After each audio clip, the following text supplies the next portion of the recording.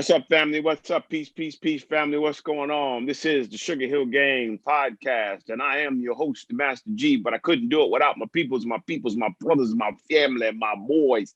My man, Potsy Pan, Hen Diggity. What up, Hen Dig? Say what's up. What's up, baby? Gotta get it. T Dynasty, DJ T Dynasty. What's going on, buddy? T.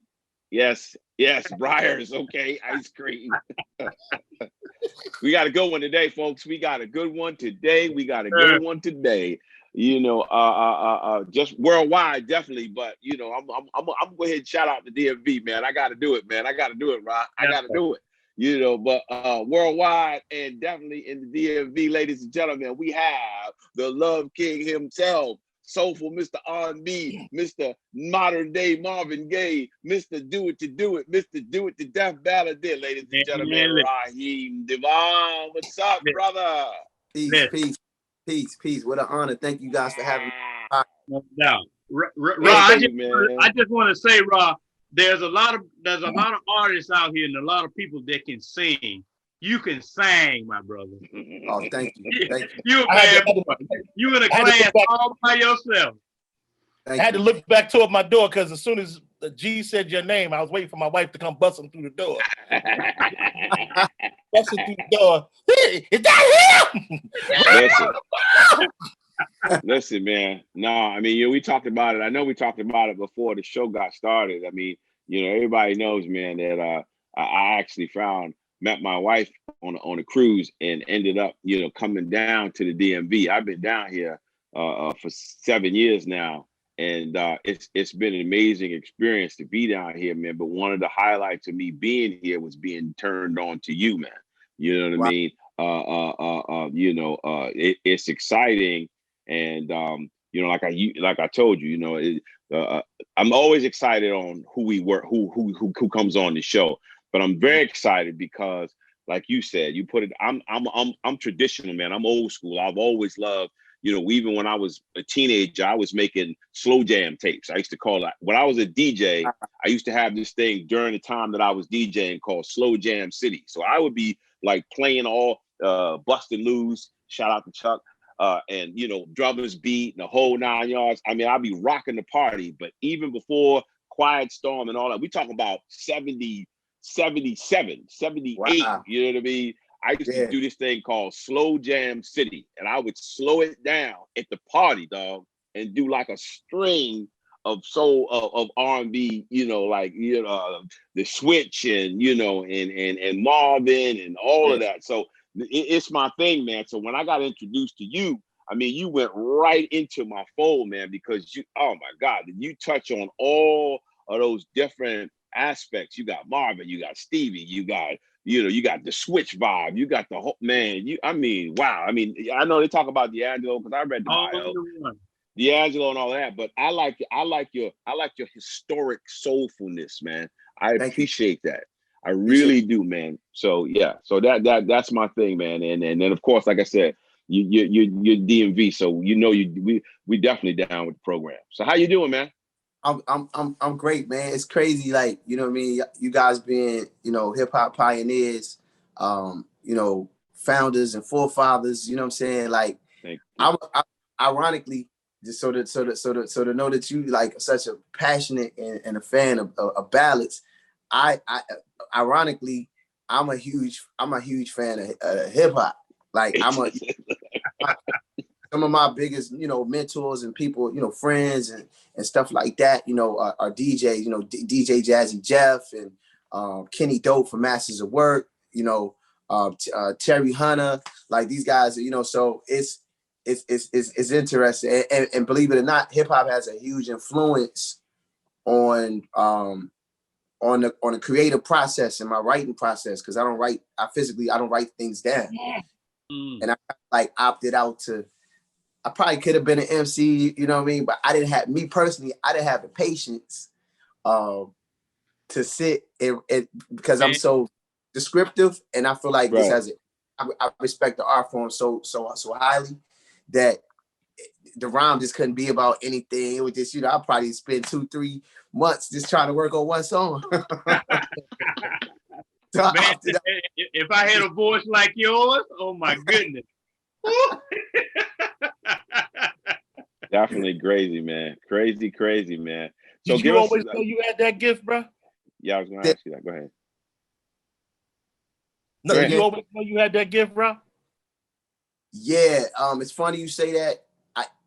I did, but I'll be honest with you. In the last 24 months, last 2-3 years is where I really have tapped in, and then in the last 6 months in particular is where I really have tapped in and understood like my purpose and like my gift and the power of it and how you know and the effects of it and so as that and discovering like manifestation and meditation and stuff like that, so there's certain things that I have always been a late bloomer on, but now I'm understanding that like the creator's protection was around me for those reasons, or certain things that I just never I just didn't gravitate to, or not necessarily had fear of, but just it ain't sit right with my spirit, and I ain't understand why.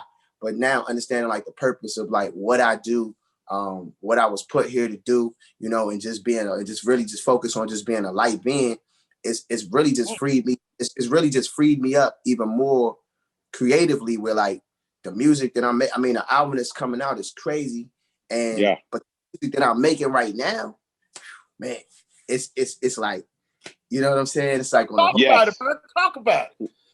Yeah. Well, it's funny that you're verbalizing a lot of, and this is from my own personal experience. Of course, we've been around. We are the first of our kind. We're the first commercially successful, rap group. We brought it to the world, etc. And for many, many, many years, man, I really didn't understand. And I call this the magnitude of us. I never really understood because so much other attention was paid to a lot of other people. You know what I mean? And this being, this show that we're actually even doing right now is giving me a real chance, man. It's been an eye-opening experience to see how many people have been directly affected by the things that, we have been a part of. That first wave of this thing across the planet, us being those people, I never really understood until much later on. And I started talking to artists about how much we're woven into the fabric of, this whole thing musically, man. So I understand where you're coming from, where you're saying like in the last few months, especially in my case, a lot of times too, I'm starting to really understand it and I'm starting to enjoy it. And it's definitely given me a freedom that I never had before. That's part of the reason why I'm even sitting here right now, because the whole idea was even brought to me by my crew. They were like, we should do this, and these people are interested. And I was like, my first was like, nobody wants to talk to us, man. Anybody talking to us. And then, here we are. We're talking to you. You know what I'm saying? So, it's a heavy thing, man. So I get it. And I applaud you, man, for having that ability to be able to find yourself, man. No doubt. So Raheem, who did you grow up idolizing? I mean, who'd you grow up listening to, and what guided you in the direction that you're in right now? Man, off the rip, probably, I would say Earth, Wind & Fire, Bob Marley, Marvin Gaye, Quincy Jones. Good company. Sade. Okay. But as of course Michael, Stevie, you know what I'm saying? Around in the 90s is where I really like I graduated in 93, high school, and I that's when I really that summer going into the first year of college. I only did college for like 3 semesters.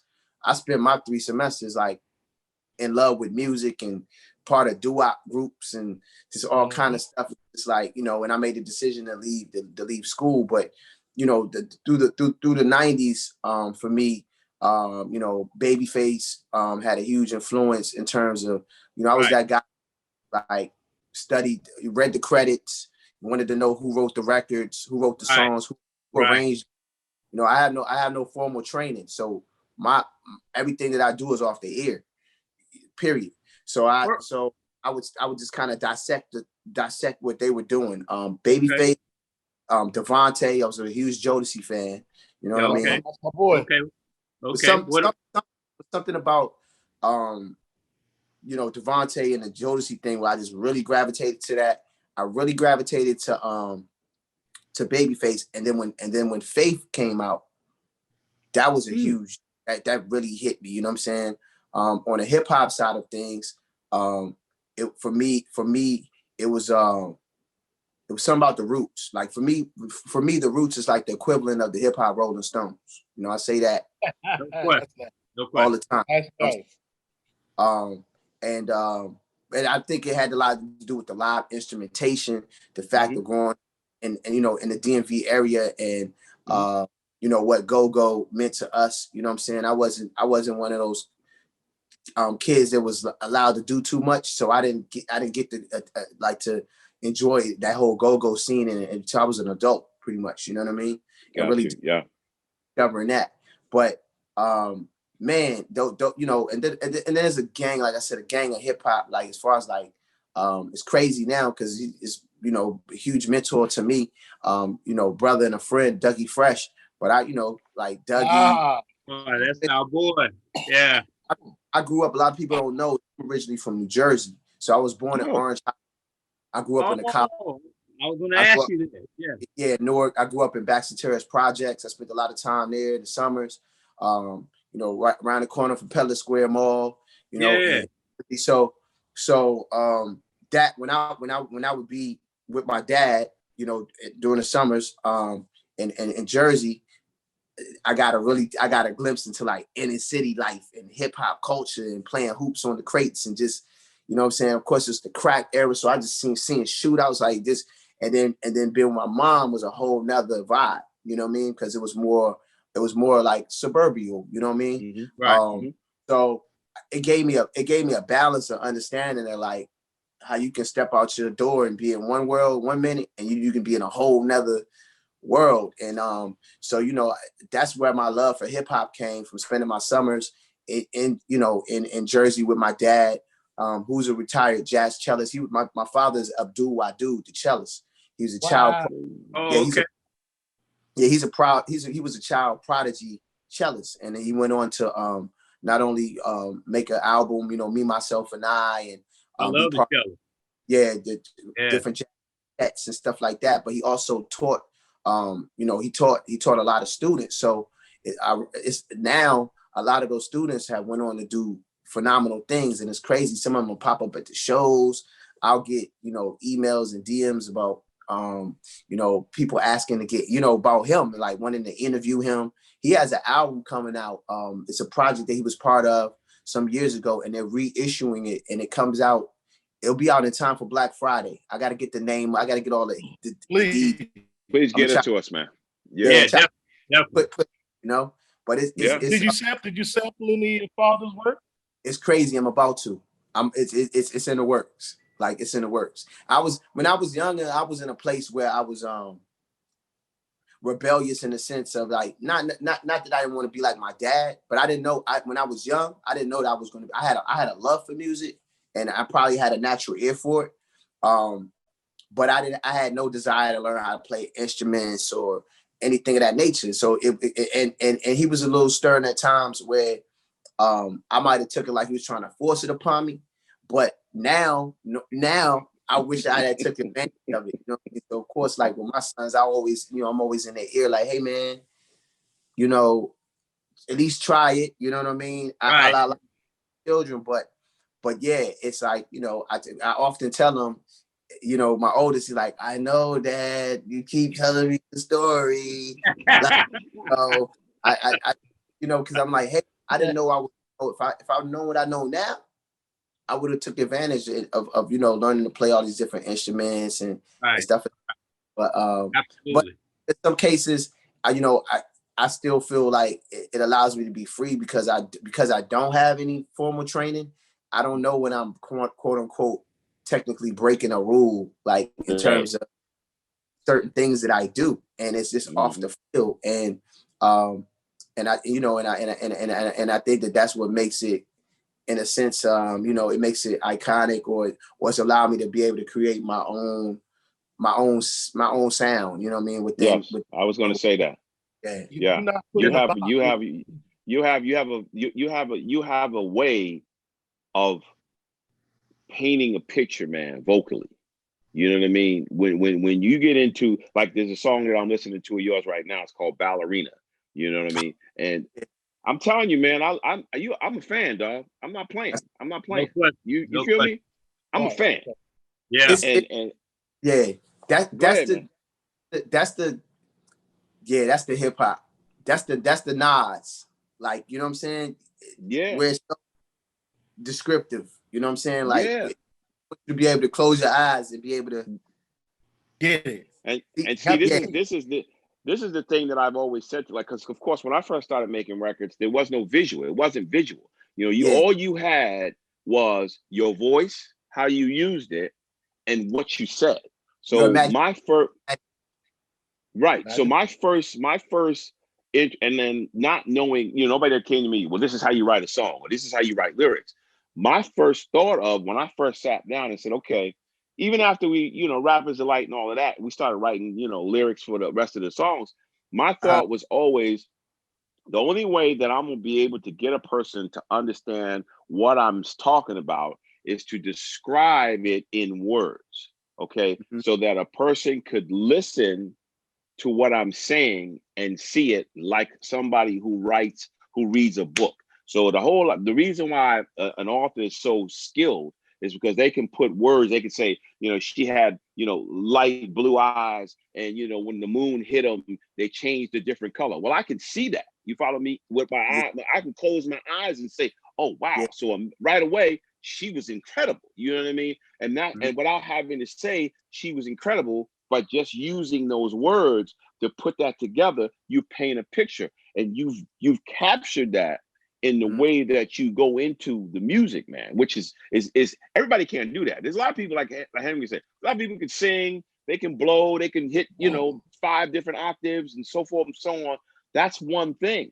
But when you can, like I told you, when I can listen to a song and not even have to look at the song or look at a video and understand, I can see that person. I can see that girl on her tippy toes. You follow what I'm saying? I mean, like when you did the thing with Boney James, you know, when you did that thing, you know, I get it. You know, Marathon, you know, that when you did Marathon, you know, that whole thing right there is crazy. Yeah. That was a whole other. Man, anyway, don't get. We can go. So yes, go ahead, Diamond. I'm sorry. Being a vocalist, Ra, going back from what you listened to up to this point, do you feel the difference in the styling? Like when there was a Luther Vandross, he could say "forever, for always, for love." That was it, bro. Then he played with the melody so well, but you get a paragraph in that thing the way people write now, because everything is the chop. It's almost like rapping. When you get to a lot of the vocals, like a lot of the newer guys, you might say a whole bunch of things, and the clarity is completely different as far as what you say and how you say it. I might have written it off of how I would put it. If you were Luther Vandross, you want to talk about a beautiful night, it's one different thing. Today, if you know, Henry and I were just writing a song and we were laughing because I said whack in the song. Because, you know, you understand what I'm saying? As far as the content and how it's put together. When you're singing a love song, it's completely different than, say, 20 years ago when you sang a song. And if you went back to Marvin Gaye's time, what he said, he could paint the whole picture like you were just having a conversation about, but it wasn't the same. You understand what I'm saying? Yeah, I do. I do feel like that. Yeah, I love what the new cats are doing. It's funny. I just did an interview. I think that, you know, culture changes, and we find we have to creatively, continuously find creative ways to tell the story. You know, whether it's the story of love, whether it's the story of trapping or hustling, you know, whatever it is that your brand, you know, whatever master you serve, right? But it at the end of the day,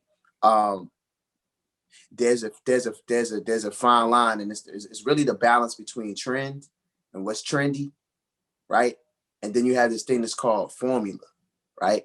And I think whether we're talking about hip hop, whether we're talking about R&B, soul music, whatever you, however way you brand it, country music or what have you, right? When it was discovered and the masses started to embrace it and they didn't know why they liked it, it was because somebody took the time to create a formula or a skill set that came that came along with it. And I just came to this conclusion, like literally like in the last 24 hours, right? Okay. Okay. Yeah, right. It's a concept. And basically, so you know, on a balance scale, skill set, trend, something that's trendy or for the moment, it will never outweigh the formula, you know what I'm saying? And so for me, once I understood the formula, because I studied some of the, you know, indirectly studied, in my opinion, some of the best songwriters and vocal arrangers and producers, like Babyface is like monster. Oh. Yeah, you know, I mean, we know what Face is to the world, and it's a gang of people that we can add to that list, right? Yeah, yeah. Leon Ware, you know what I mean? Who, bless his soul, we were super close. Yeah. I had the opportunity to sit with Leon, and time I did a Marvin Gaye "I Want You" remake with Kenny Dope from Masters of Work. It's out there somewhere floating around, but it's like I Want You. Kenny did one of my first remixes. Oh yeah, dope, yeah. So I went to, somehow or another, I can't even remember how we connected. I think maybe he came to a show, or I saw his wife or someone. He sent for me. He wanted to meet me, and they call Leon. Leon was, his nickname was the Sensual Minister. So I go to go see him. He had a spot in Cali, down by the water, and so me and one of my guys, we pull up. He's down by the marina, and we go and we get in the building. So then we kind of get turned around, try to figure out where we're going. So we call him for the apartment number, and as the closer we get to the apartment, like the building, the hallway is lit up, right? with the herbal vibrations. I mean, for the time you walk in the building, I mean, it's lit up. And it's so needless to say, it's we got the burn one. He invites me in, and literally I'm in this guy's bedroom because his bed is right here. You know what I'm saying? His lady's in the kitchen cooking or whatever. His bed is right here, and the studio's right here. And I'm like, oh, okay. Now I see why they call him the Sensual Minister, right? and man, so we got I already knew the history. Like, you know what I mean? So for me, it was like, wow, this the cat that did the whole Hear My Dear album. I Want You album. He wrote and produced the entire thing. You know what I'm saying? Like, we were there. I was there for probably about 3, 4, 5 hours. I got a chance to play. At the time, it wasn't out yet. I played the 2 songs I played that day were Marathon and Desire. You know what I'm saying? Oh my God, Desire's crazy, dog. I know he lost his mind when he heard that. Yeah. So, matter of fact, I know we actually connected through Kenny now that I'm thinking about it, because they had something that they were working on. It was this record called Lotion at the time. But yeah, man, I say that to say this is that there was formula. Like there was, there was a formula that was created, you know what I mean, in a very troubling time for us as a heritage of people, you know what I'm saying, as a race of people, right? And music has always been it's been a heartbeat and a vibration of our people, but it's also been a sense of it's a sense of escapism, you know what I'm saying? Like, we're in the middle of a global pandemic. I refer to it as the new millennial civil rights movement all over again. You know what I mean? It's a whole new wave, and I do believe history repeats itself, and I always just try to just stick to my formula is being consistent, you know what I'm saying? Respecting the art form to the point of like, there's a formula to it. And it's like, as long as I don't divert away from that too much, you know, as of late, like my thing's been making records where, like, I just did a record, man, in the last 3 weeks. That's like where it modulates at the end. You know what I'm saying? It's a bridge on it. And then it, like, you know what I'm saying? Stuff that I just, I start to go through the catalog and say, hey, like, what have I not done yet? Well, you know, got you. Yeah, so part of the, when you get into like album number 8 and so I personally feel like no artist is truly defined until you get to like album 5, 6, and 7. Because what it does, it really that's when you determine whether or not this artist is gonna have staying power. You know what I mean? Right. Yeah, right. That's very true, man. Yeah, no doubt. So listen, man. Tell us what you is it anything that you did take from your father or that you learned from your dad going in the studio creating a record, and definitely expand a little bit more on the fact that I think it's amazing, man, that you can go into the studio and not have your lyrics written down and just go in the booth and just, you know, sing away. I mean, elaborate a little bit on that.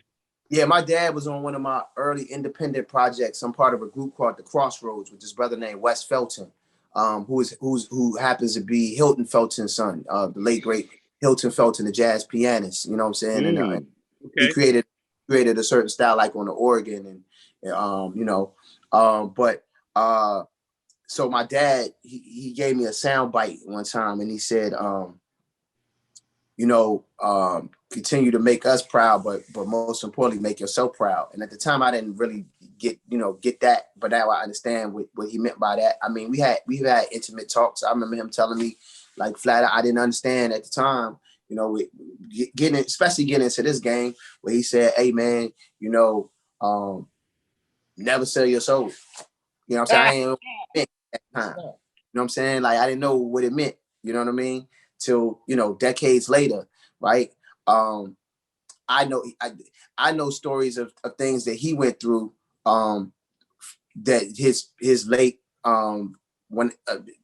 third wife, second wife, him and my mother were married, but that she shared with me before she passed. His choices that he made to like keep his independence. Right. You know, he could have been huge, and he decided, you know, he put out a record called Me, Myself, and I, where he went and shot the album cover in the middle of the woods, which is him and his cello.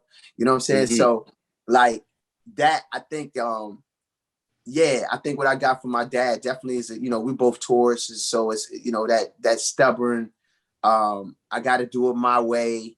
You know, I got to follow my spirit. I got to follow my heart. And if it means, you know, if it means in some cases you got to be the poor righteous teacher, then, you know what I'm saying, I take that. You know what I mean? But it's the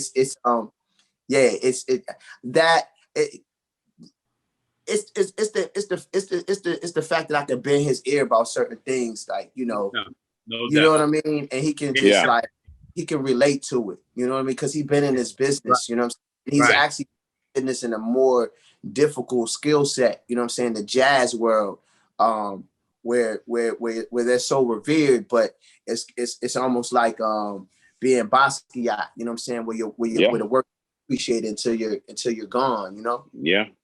Question. So here, I'm gonna flip the script though. Do you, I mean, you know, again, this is our first time of encountering each other. Do you have any questions for Sugarhill Gang? Man, well, like if I sample one of y'all records, would it be easy to get it cleared? Like, I would be curious. No doubt. You're at the right time. You're in the right time to do that now. Yeah. It's some stuff. Real talk. It's some stuff from the catalog that I've been wanting to mess with. You know what I'm saying? And I just, you know, so yeah, just like so that's one question. Yes, definitely. I don't know.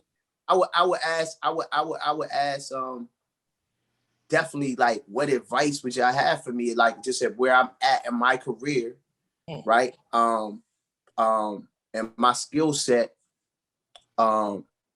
What do y'all think I need to be? What's the next move that y'all would say, kind of like from the outside looking in, that y'all would think I need to be making?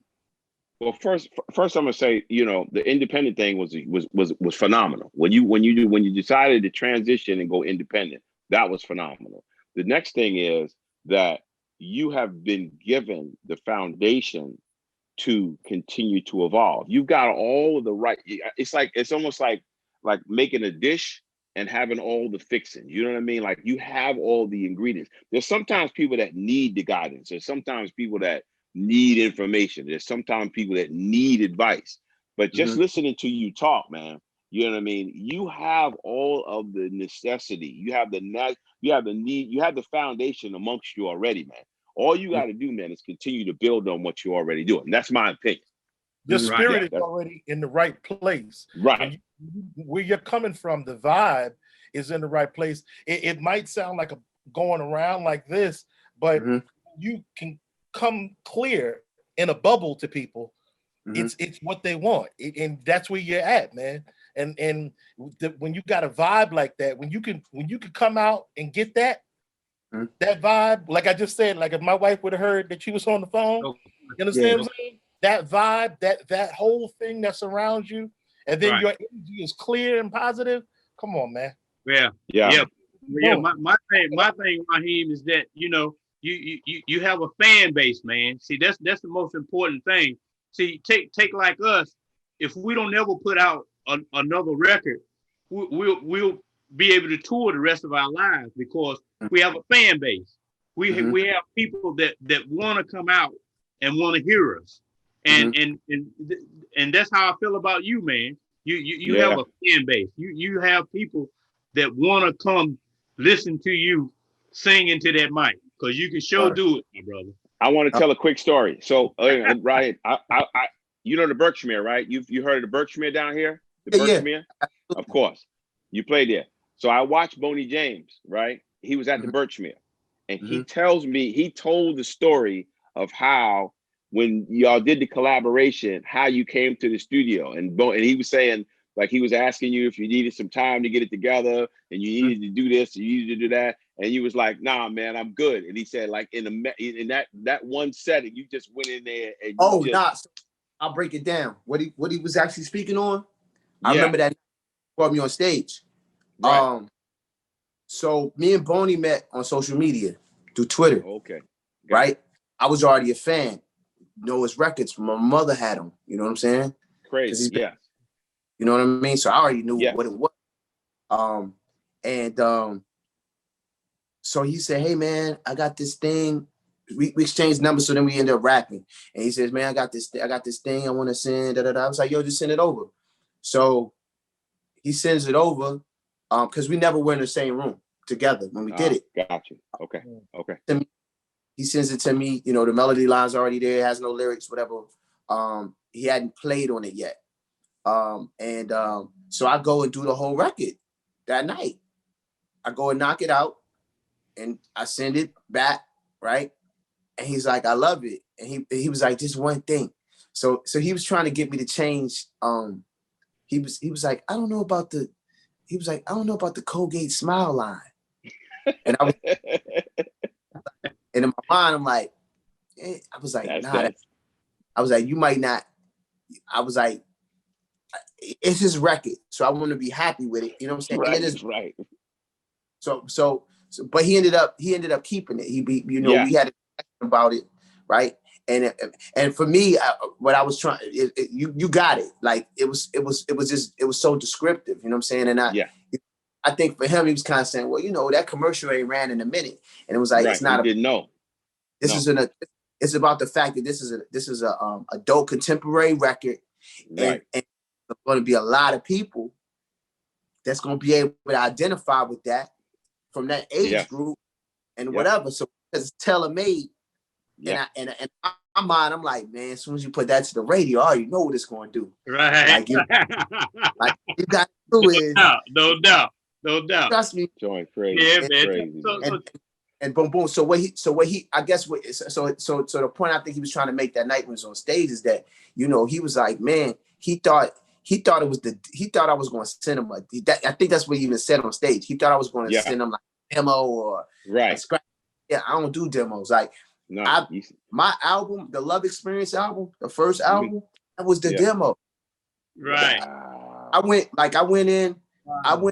I only recorded maybe once the deal was done, I recorded Believe. When once the deal was done, a couple of records I did. It was a record I did it was called Closer. It was like it wasn't on the official album, it was like on a Japanese imprint of the album. It was called Closer. I recorded Believe, and I recorded the actual title track, The Love Experience. Everything else on that album was already done and recorded. Right. Wow. I got to get this in there. You say you don't need to be in love to write a love song. I don't. Explain that. I think I do what the production tells me. You know what I'm saying? It's like, once the download happened, I'm understanding like it's like downloads now.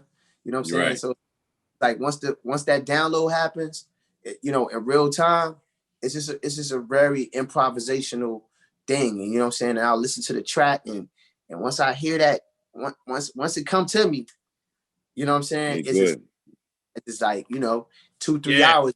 It's done. Do I have certain songs that are more intimate and others are more personal to me than others? Absolutely. You know what I mean? But I'm in a place of creativity where I understand that, like, it don't belong to me anyway. You know what I'm saying? So for me to make bodies of work that were just strictly around me and that would be just, I don't feel like I think it would be, it wouldn't resonate probably the same way. You know what I'm saying? Right. Kind of like, and people can whether you're a new millennial or OG, like you can listen, you can tell when it's not, when it's not authentic. You know what I'm saying? Right. It's like listening to, it's like you guys is, being from the hip hop culture and MCs and understanding what it is from a production standpoint. I'm sure you guys can probably kind of like, you can almost know when it's not real. It's like, oh, okay, that's a costume. Right. Yeah. Absolutely. No question about that. Yeah. Like what, and I will ask this question, and I would love to get all y'all perspective on it. What, from the era of where y'all started and what y'all created up to now, how mind-blowing is it to see this, like, on a positive side and on a negative side, right? If you had to address, like, what is it like to see that, like, to kind of just see the whole era? I mean, from talk about groups like Tribe Called Quest, right? But then at the end of the spectrum, you might talk about an artist like E40, who's really interesting because he creates his own words and slang and just, you know what I'm saying? He's a well thought out like character. You know what I'm saying? Those are good questions. So here's the deal. When we first started, and there was 3 groups that was making records that was on the radio. It was us, Grandmaster Flash and the Furious 5, and Curtis Blow. We were the 3 groups that were on the radio all over the country, right?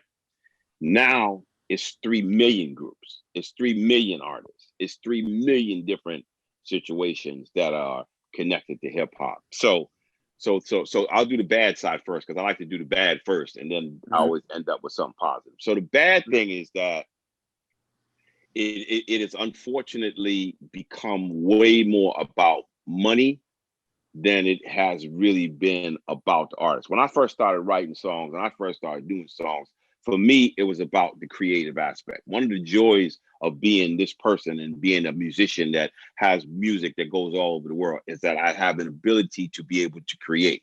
That to me is it. The money is a bonus. I'm happy I make money. I hope I take care of my family, but that is not my motivation. My motivation is to do a live concert. That's so the bad side is that it got way more commercial than I never expected it to be.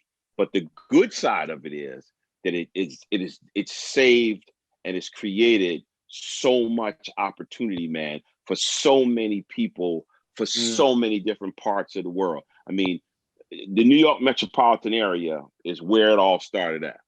Bronx, Manhattan, and then it came over the bridge to the little bit of New Jersey that I was in, you know, a little Teaneck, Hackensack, Inglewood. Now we're talking about cats in Japan, you know what I mean? Guys in Russia, you know what I'm saying? I mean, I've met, you know, I've been in Tokyo and the cat come to the gig with, you know, a Kango on and an Adidas suit, you know what I mean? In Tokyo, Japan, where I used to see the Godzilla movies, you know, when I was a kid on Channel 11 in New York, you know what I mean? Now this guy is coming to my concert and I'm in Tokyo. So, you know, the spectrum of the whole thing is, like I said, the bad side is that it got too commercial, but that's what just happens when things explode so meteorically.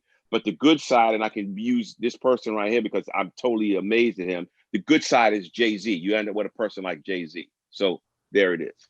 Yeah. Hey, Rob, I got a question for you, man. I'm a house head. Soulful Remix, you. Yeah. Terry Hunter.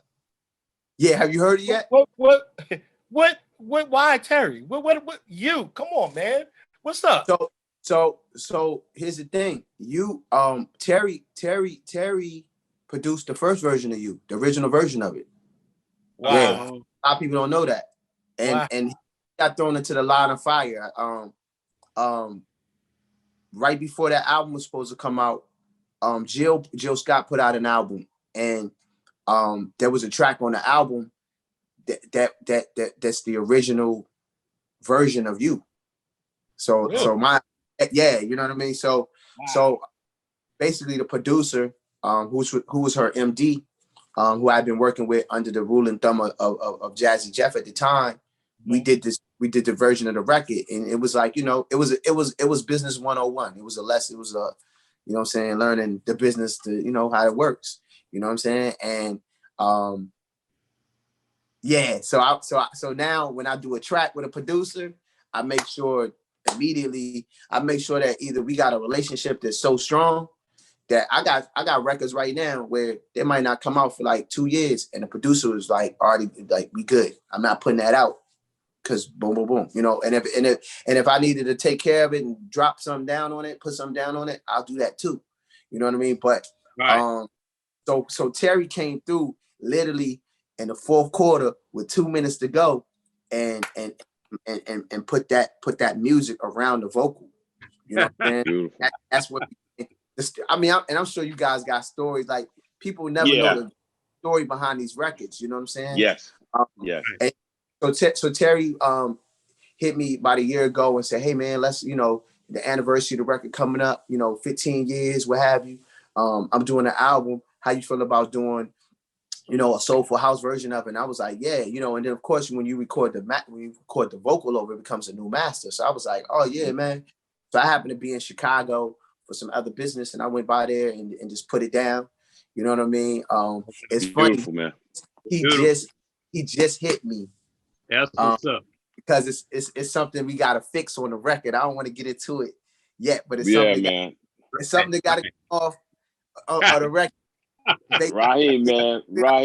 We could do this all day, man. We could do this all day, man. We gotta wrap it up though, man. We gotta wrap it up. Yeah. Hey man, thank you, man. Thank you. And Raheem, I want to tell you, man, we got a record for you. We got a song we're gonna be sending you. Make sure you give him your math before you go. Got something for you. We got a song for you, brother. No doubt. Yeah, when we log off, we're gonna tap in.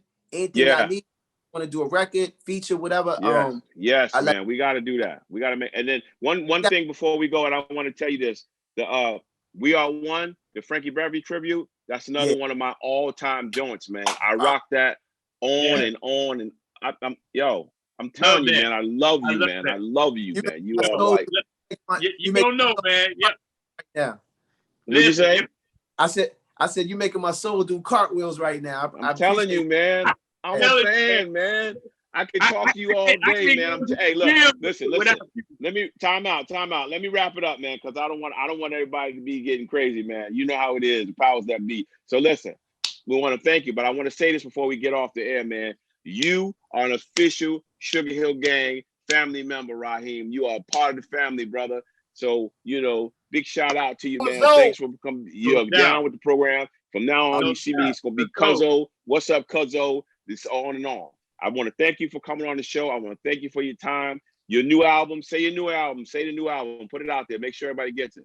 Oh man, Ashe, thank y'all so much. The new album is called What a Time to Be in Love. It's available on all digital platforms for pre-order now. It goes live on Friday at midnight. Check out the album number 8 for me. I want to give a big shout out to the colleagues who produced the entire body of work with me and everybody else that was involved in the project. I can't wait for the world to hear it. And I would love to come back anytime y'all need me. I'm tapped in. All right. Awesome. Thank you, man. Thank you so much. Ladies and thanks, folks and people. This Sugarhill Gang Podcast. I'm your host, the Master G. I couldn't do it without my dog, Tick Diggy Dig Dig Dig. Say goodnight, Hen Dig. Under forever, baby. No doubt. Say goodnight, T Dynasty. Say goodnight, T Dynasty. Say goodnight, Raheem Devaughn, the King of Soul, Neo Soul King. Cuzzo! My pops man. That's the king. Peace, y'all. Thank you for loving us. We love you for loving us. Peace, y'all. And we are out.